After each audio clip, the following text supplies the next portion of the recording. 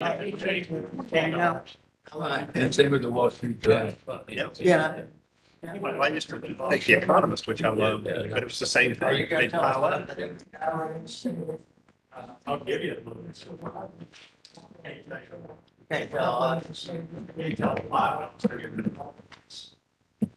All right, we are live, boss. You can start whenever. Sometimes. 6:58.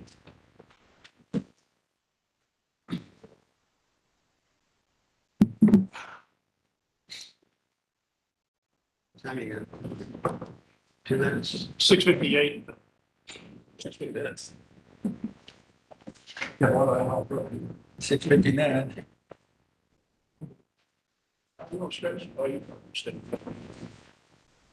Somebody missing? Well, I guess John. Oh, He's- well, he's yeah. in- All right, guys, I'm trying to make sure I'm not spreading anything. Well,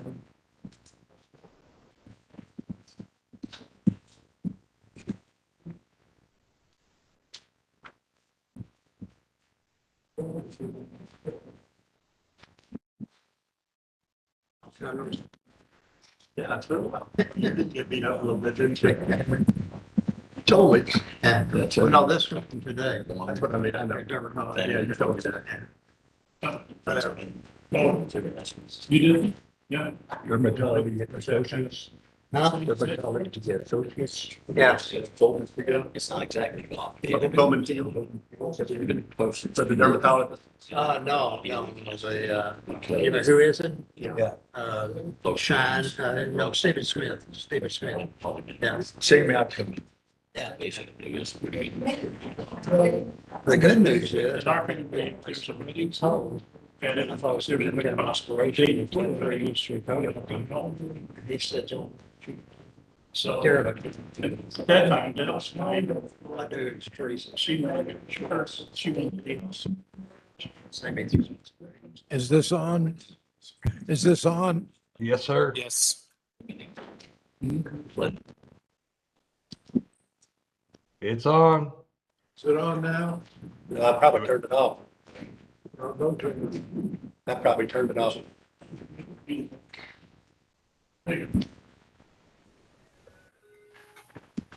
Okay, is this on now? Sounds good. It's not on? All right. It was on before. Okay. All right, we'll come to order, please. And this is the monthly regular meeting of the City Council of the City of Prospect, Kentucky. Today is July 18, 2022, and the time is 7 o'clock. The first order of business on the agenda is to consider the minutes of the last regular meeting, which was held on June 20th. Those have been distributed to the council members. Are there any suggestions for corrections or additions to those proposed minutes? If not, I'll entertain a motion to approve them. So moved. Is there a second? Second. All in favor, say aye. Aye. All opposed? Minutes are approved. The mayor's report, update on city matters. The first item relates to Hunting Creek Drive and the culvert on Hunting Creek Drive that was put there when Hunting Creek was first built. And it has now deteriorated a great deal. MSD has studied it for about the last year, and they have announced that they will be replacing that culvert beginning sometime in August. I can't be more precise than that, but what that means is that that portion of Hunting Creek Drive will be closed from 1 to 2 months. And we'll get more precise about that when MSD gives us more information. And I've notified the Hunting Creek Country Club about this. They understand. This expensive project will be paid for by MSD. During that time, the city also will repair the worn and damaged pavers at the exit from Hunting Creek to 42. Probably noticed that that needs to be done. We're just waiting to combine the two events, so we wouldn't have to close anything twice. Second, the door and entryway into the council room, which is in bad shape, as many of you have noticed and some have pointed out, that will be replaced next month. The cost of that has already been paid for from last year's budget. Third, the playground in the Little Hunting Creek Park will be assembled next month in August. The assembly will be accomplished by what's known as a community build of volunteers from the community. It will be supervised by the vendor, the company's name is Miracle, and by Ron Cundiff. Fourth, the city of Prospect again has been ranked as one of the safest cities in Kentucky. This year, we were found to be the third safest city in the entire state. There can be no doubt that our police force has everything to do with this. The police force will be featured in our next newsletter. Next, we also need to say thank you to our code enforcement officer, Rick Wilson, and his supervisor, Chief Sherrard. Rick does a really outstanding job, the best of any code enforcement guy we've ever had. I also want to thank the members of the Code Enforcement Board, Randy Swan, John Clark, Al Brinsfield, Dennis Riggs, Lynn Dowling, and Paul McDaniel.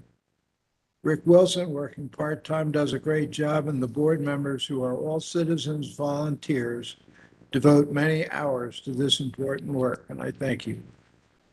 Finally, I still have nothing new about Prospect Cove or about the project up the road called Viridian. LDG continues to take depositions and to run up our attorney's fees. Any questions? Did they ever find Jeff Stovall? I don't know. I haven't heard. Okay. There's a joke about that, but I'll hold my tongue. Yeah. Hearing no questions, I'll move on in the agenda. Commission and board reports, apparently there are none. Is that right, Linda? Okay. What's that?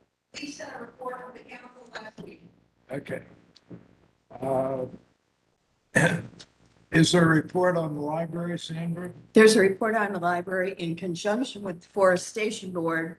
Our next combined book sale and Arbor Fest will be October 29th. All right. Police report. Selling any books. First of all, since I keep getting names. The search that occurred in the subdivision immediately behind the club up there on March Farm for the federal authorities, Mike.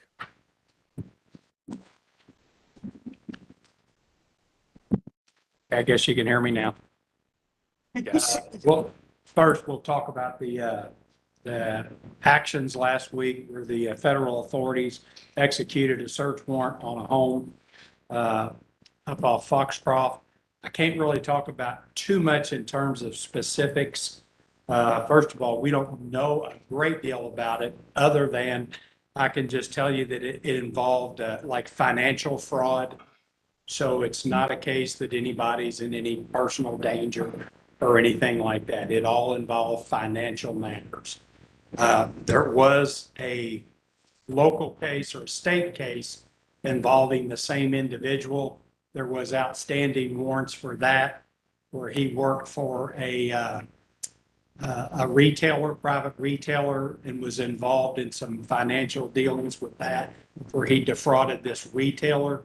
There were state charges on that, and our officer transported him to jail for that on that day. And then they're following up with federal charges as far as the FBI and the IRS. They were both involved in the warrant that morning. But in terms of specifics of that, we've been referred to the PIO at FBI if somebody wanted any further, which they're not going to tell you. Actually, I personally don't know a whole heck of a lot about what they were doing. Well, It's been ongoing. the people that were up there at the club said that they saw a woman taken away in handcuffs. She was, I know she wasn't arrested, but that's protocol sometimes when you're executing a warrant in a home, that they will handcuff somebody at the time. They inform them that they're not being arrested. It's just a safety issue. And they take them off to the side. I do know that there was a person at home at the time that they executed the warrant. And the way that the federal authorities do that when they execute a search warrant is they knock and announce for their policy is like 2 minutes. So they give you plenty of time if you were not dressed to get dressed, and did not answer the door in the 2 minutes. And then at that point, they force entry to the door. That's why you'll see plywood on the door. And then when they did, there was a lady standing inside and who just did not answer the door for men, put it that way. And so, and I believe that turned out to be a cultural thing. So, anyway, that's it in terms of that. For us, 4th of July was a success in terms of the police department because it was all smooth. We had no issues whatsoever. We had no problems with anybody in the crowd. Everybody was well behaved. The parade went off pretty smooth for us. In these last few years where we've done it just with our own agency and haven't used the sheriff's department or whatever, it's really worked out well for us because we've got a lot more control.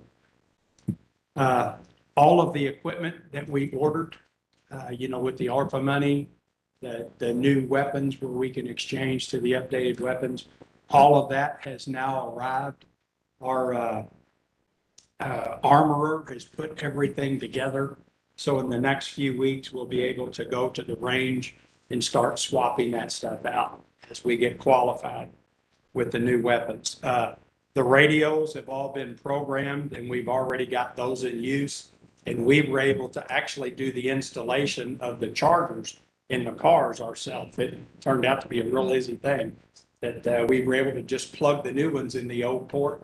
It used the same exact plug. Just took a couple of screws out and changed all cars out in just a matter of an hour. So that worked out pretty well. So they're all working well. They seem to like them. And so that part's all pretty good for us. Really, in terms of the reports, just a couple of reports. The 2 felonies, one of which was a unlocked car where a very expensive laptop was taken out of the back of the car. Car wasn't locked. Parked at a residence in a driveway over in the estate section. And then the other report actually was just for possession of controlled substance, heroin. It was a strange thing. It started out as a car accident on Covered Bridge Road where a guy was working on a home. Again, it wasn't a local resident. It was a worker. This is like the 3rd one we've had in the last 3 months where somebody working on property here is involved in heroin. This guy actually shoots up with heroin, goes to sit in his car, and then for whatever reason, I guess he gets beer muscles and puts the car in motion, and it goes across the street and is involved in a 1-car wreck on Covered Bridge Road. Police get there. He's unconscious. They come in. EMS Narcans him. They bring him back, and he's got additional heroin and stuff in the car. So that you actually have to take a felony report for possession of controlled substance, heroin. So Is that in the city? Covered Bridge Road? the section of it is actually right up on the corner. It's the section that's on. It sits on this. I'd love to get rid of it, but we couldn't. And he was working on the corner drains. Did you? He did. It actually lost. I could not see the car. Yeah, the tires burned up. It etched the pavement. They continued to burn so much, it actually melted part of the asphalt. So, that's it. All right, any questions for Jeff?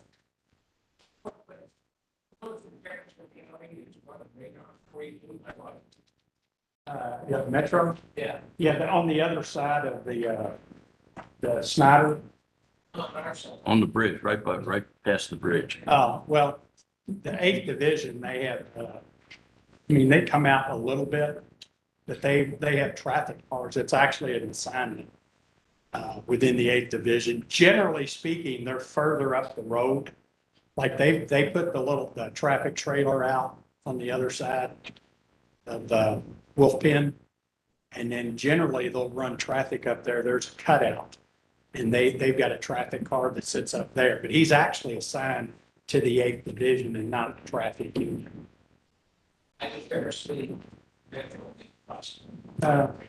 It's not too super common, but on the other side of Wolf Pen, they're there a lot.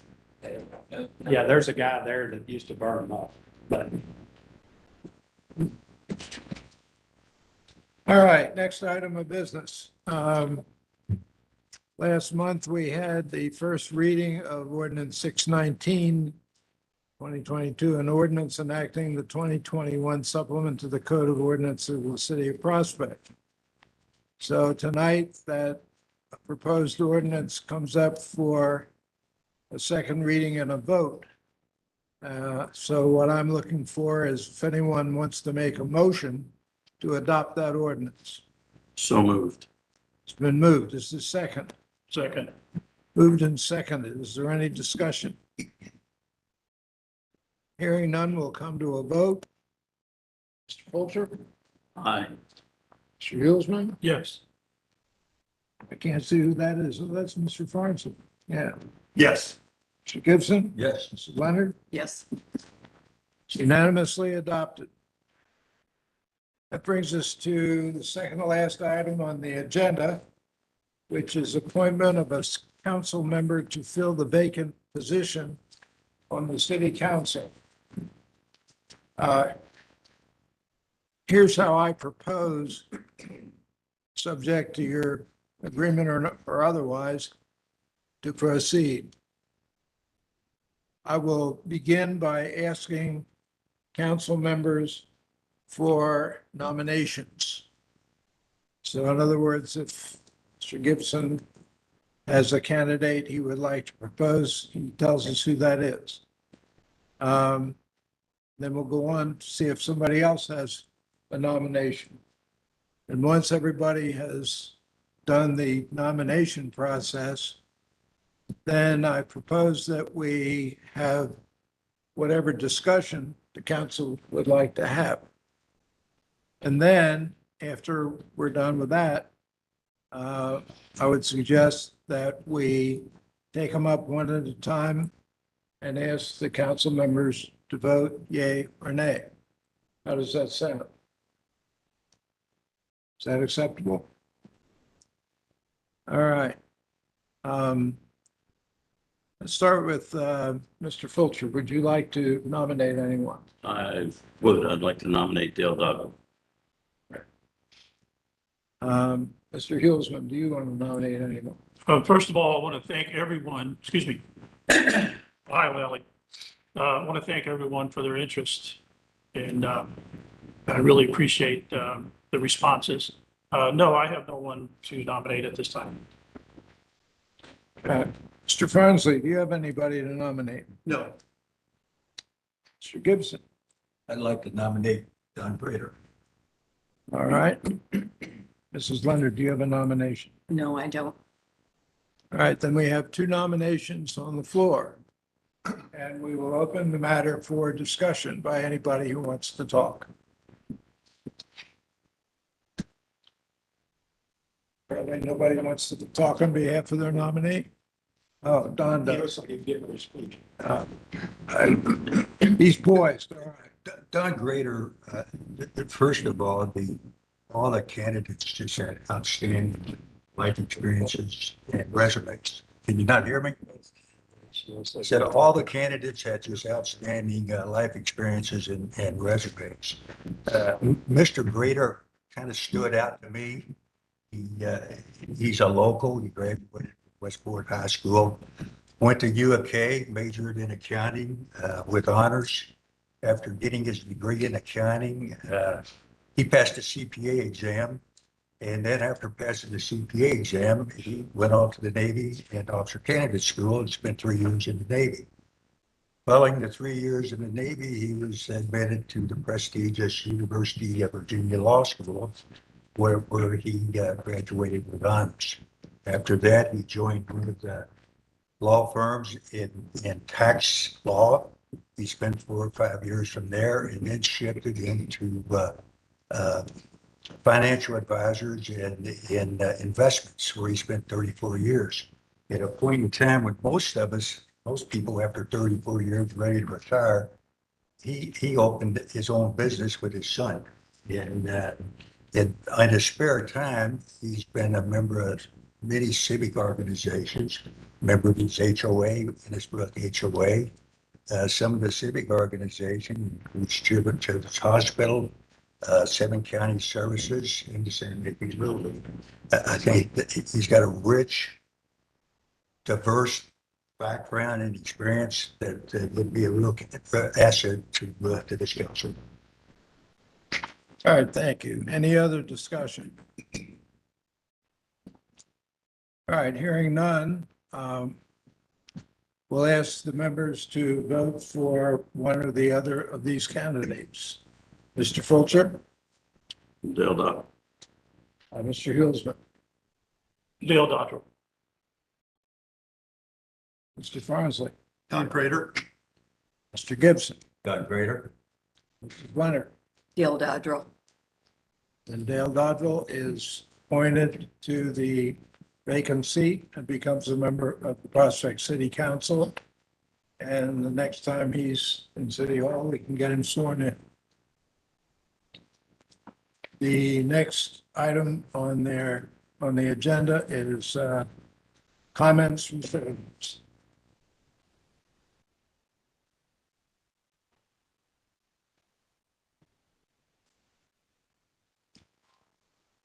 I'm back. I'm here tonight because I want to talk some more about my case with the Code Enforcement Board. I read the minutes of the Code Enforcement Board meeting in March, where they found me guilty of having a garden that's a nuisance. I found these minutes were inaccurate. They failed to mention several of the pieces of evidence that I submitted, and they glossed over what those were. They just said a letter was received from so-and-so.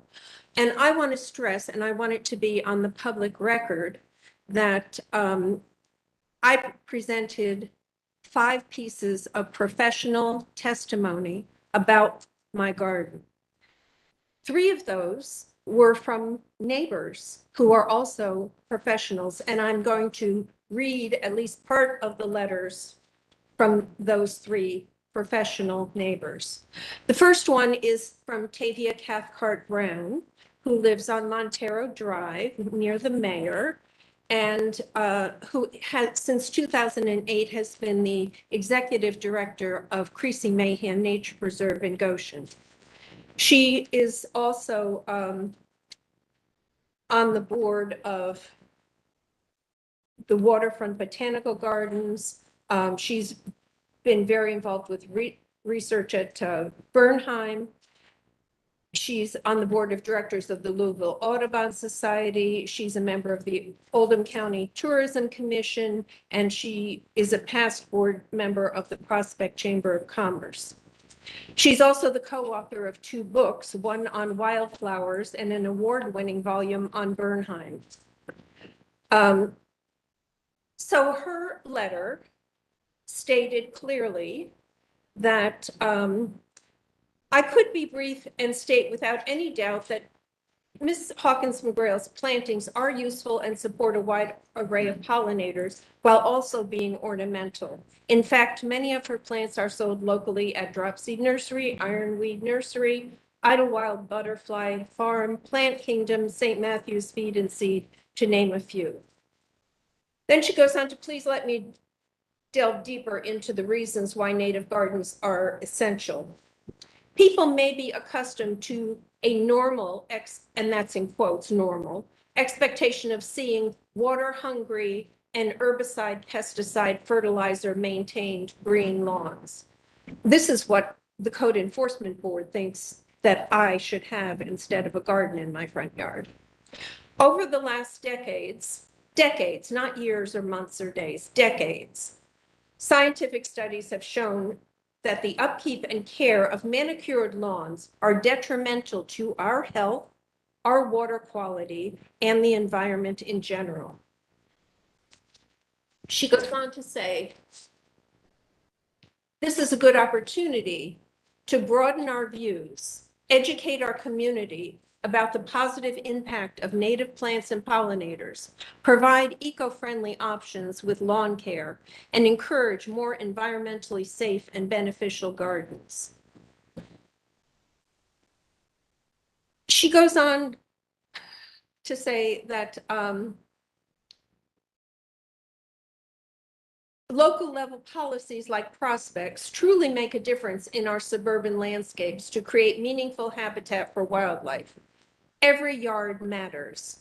To the monarch butterfly that needs sustenance on the 2,000+ mile migration to central Mexico, every yard can make a difference in conserving resources and helping other species. Bloomberg magazine quotes Rachel Goad, the manager of Plants of Concern program at the Chicago Botanic Gardens. Sometimes you preserve kind of a postage stamp that's surrounded on all sides by roads, parking lots, and housing developments. And it can change the way water moves through the site and the nutrients really considerably. The National Wildlife Foundation has called on cities across America to examine their codes, ordinances, and restrictions to encourage native plantings and no-mow initiatives. Their goal is to encourage planting with purpose. So far, numerous counties and cities across 7 states have made robust mandates and landscape-wide changes. Could Prospect consider ways to be even more innovative in supporting environmentally friendly areas? Perhaps the newsletter could highlight native plants or pollinators as part of a fun educational initiative. If so, I'd be delighted to offer some short articles. I think Tavia Cathcart-Brown should be involved in rewriting codes for Prospect. She has the expertise and she's a wonderful person. She's much nicer than I am. She's sweet all the time. She doesn't get mad. The next letter I'd like to read is from David and Fife Wicks, who live on Deep Creek.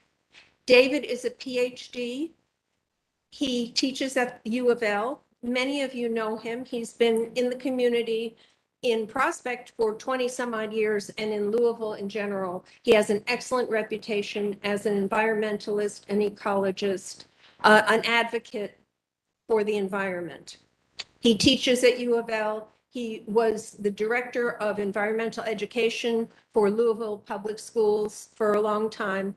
And he wrote me a beautiful 2-page letter. I also recommend that David Wicks be involved in modifying codes for Prospect. Okay, so he says, I believe that the city of Prospect should recognize her dedication and commitment to enhancing the biodiversity and the beauty of Prospect subdivisions. We also believe that her front yard does not conflict with Prospect codes or regulations. From our understanding, the code says that plants grown for ornamental, useful, or edible purposes are exempt from a 7-inch height rule for weeds. The native flowers in Jacqueline's front yard are ornamental. They are just beautiful. They are useful to the biodiversity of our community, and they are edible for the wildlife that exists in our community. He goes on to say that both of us have lived in Prospect for over 20 years, and we walk or drive by her front yard on a daily basis. We are pleased to see the diversity and beauty of her work. We have extensive experience with the promotion and propagation of native plants. He goes on to talk about his wife's experience as a teacher at Jeffersontown Elementary School, where she has maintained 5 separate school gardens, and his work, which I already mentioned.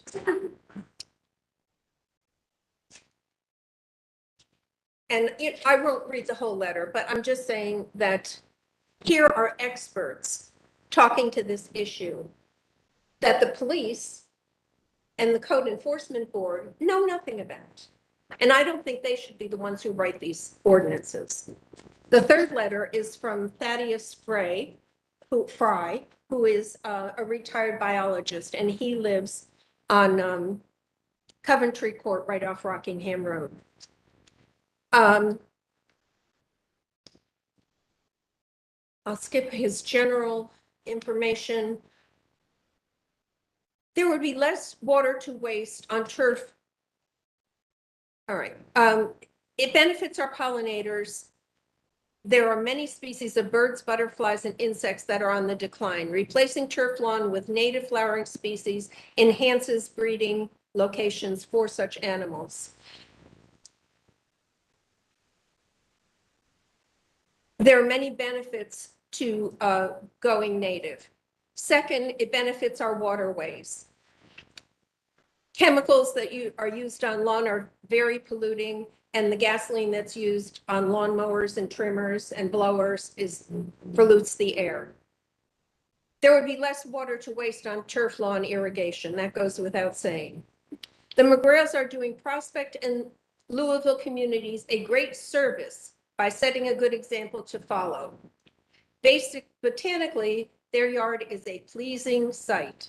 It reminds me of the many native species gardens in Maryland, Washington, D.C., Nebraska, and Kentucky that I have seen. Their garden consists of both native and non-native perennials, shrubs, and trees, none of which are weeds. These landscapes should be encouraged now before they are mandated by law.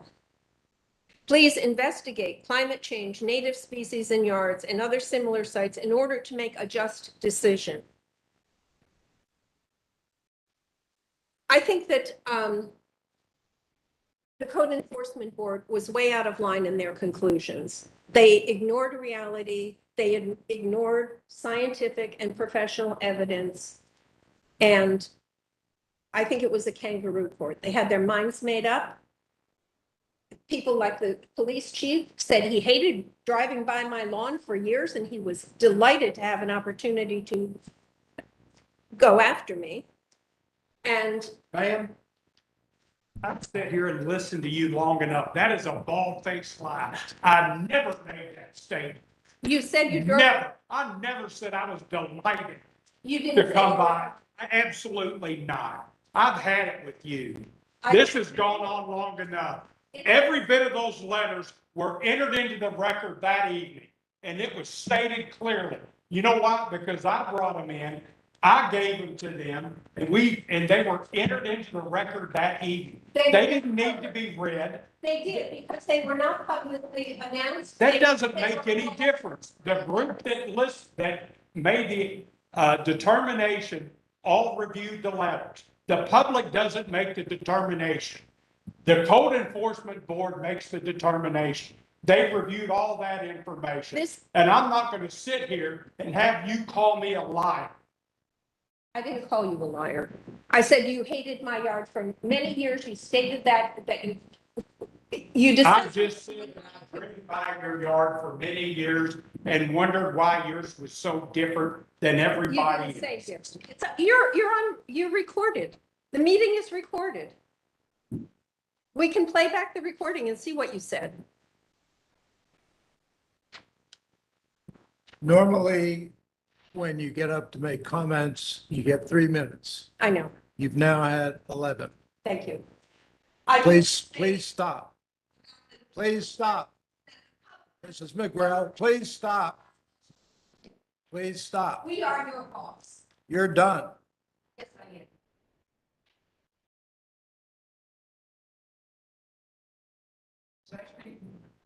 Yeah, you're a citizen.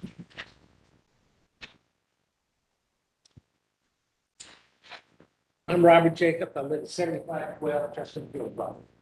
I've been at every one of the meetings, saying, you may have addressed this in your yard. I can tell you, you have chosen to live in the city of Prospect. You don't get to pick and choose the ordinances you want. There is no ordinance that I violated. You didn't violate the full ordinance about how your yards are open. I can tell you, if you lived in the state of Hot Creek, you would have been fine. I don't. No. Nevertheless, you think your yard looks beautiful, or others think a different opinion of your yard. And I've heard a number of people who have the same opinion, that your lot yard is nice. So you're coming in here and you're telling us that we shouldn't be able to enforce the ordinance. There is an ordinance here. There isn't one. Ms. McGrail, you had your 3 minutes. Please don't have the back and forth. Let us just be civil. And Mr. Jacobs. Other residents, this community that don't support you, and all of your speeches about the environment and pollination, I admire your activism. Nevertheless, it doesn't change the way your yard looks and what it's part of the standard of this community. So you've been berating the city council, you've been berating the ordinance for it, because you don't agree with their findings. I would suggest that you go ahead and just follow the rules and regulations. There's no rule that I've broken. You just seem to understand. I think that's what it means. I agree. Any other citizens that want to speak? Now we'll consider a motion to adjourn. So moved. Second. All in favor, say aye. Aye. All opposed? The ayes have it. We're adjourned.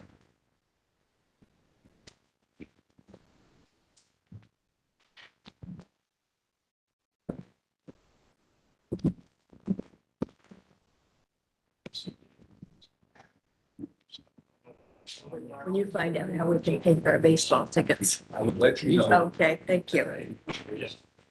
Citizens.